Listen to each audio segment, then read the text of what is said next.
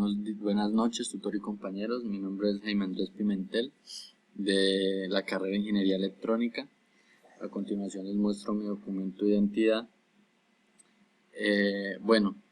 A continuación voy a explicar el desarrollo del componente práctico de la materia física general. Se nos pide explicar toda una práctica, en este caso la práctica 1, pero pues viendo lo largo que es, voy a explicar nomás un punto que básicamente acoge los demás puntos. Bueno, ese punto es la actividad número 2 de la práctica, el cual nos dice que grafiquemos o hagamos la trayectoria teórica que tiene la partícula, pues teniendo en cuenta el lanzamiento que hicimos. Hicimos un lanzamiento con una velocidad de 10 metros sobre segundo y con un ángulo de 75 grados. Entonces acá en el simulador podemos observar cómo se hicieron cada uno de los lanzamientos. El punto 1 de la guía nos pide que midamos la distancia según el simulador. Podemos ver que es 4,77 y midamos la altura, y el otro punto que midamos la distancia en X, que aquí nos dio 5,13.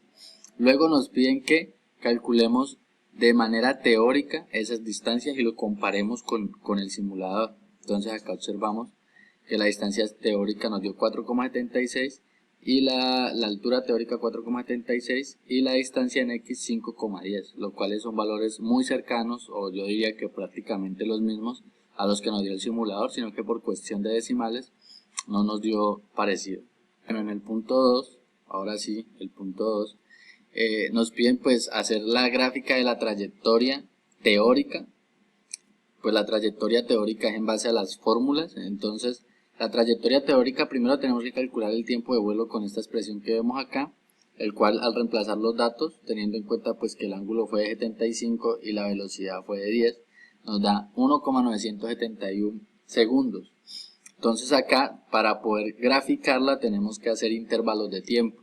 Lo dividimos sobre 20 porque queremos 20 intervalos y nos da unos intervalos de 0,099 segundos. Listo. Ahora en esta ecuación reemplazamos cada intervalo para poder obtener esta gráfica, esta tabla que vemos acá. Entonces, tenemos que tener en cuenta que esta velocidad en X nosotros no la tenemos. Tenemos la velocidad inicial del objeto, que fue 10 metros sobre segundo. Entonces para eso tenemos que aplicar trigonometría y obtenemos esto que vemos acá. Entonces la velocidad en X es igual a esta expresión, y esta expresión la reemplazamos en la ecuación quedándonos esta expresión que vemos acá. Ya en esta expresión lo mismo hacemos con Y. Tendríamos estas que vemos en rojo en X y esta que vemos en Y. Y ahí sí podríamos evaluar el tiempo. Entonces acá el tiempo va cambiando y estos datos son los que vamos metiendo en la función. Y nos va arrojando, pues dependiendo de cada fórmula, estos valores que vemos acá. Listo. Ya después de tener la tabla completada en Excel, procedemos a hacer la gráfica. Y observamos la gráfica, donde observamos que la altura máxima es muy similar a la obtenida por el método de la simulación. Lo mismo con la distancia en X. Para el punto 3 nos piden que midamos la trayectoria que tuvo el objeto en el simulador, y esas coordenadas que medimos las pongamos en esta gráfica anterior, para así pues poder comparar la trayectoria real del objeto, que fue la que nos dio el simulador, y la trayectoria teórica, que es la que hallamos acá en esta que vemos acá.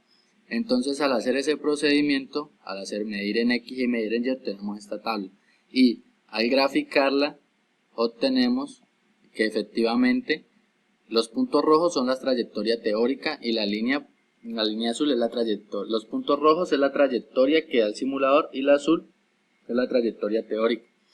Al tener esta gráfica podemos observar y concluir que efectivamente el método teórico y el simulador dan resultados muy cercanos, lo que podría decir que el simulador es bastante confiable. Eso sería todo, muchas gracias, me pasé el tiempo, pero pues el punto era bastante largo. Hasta luego.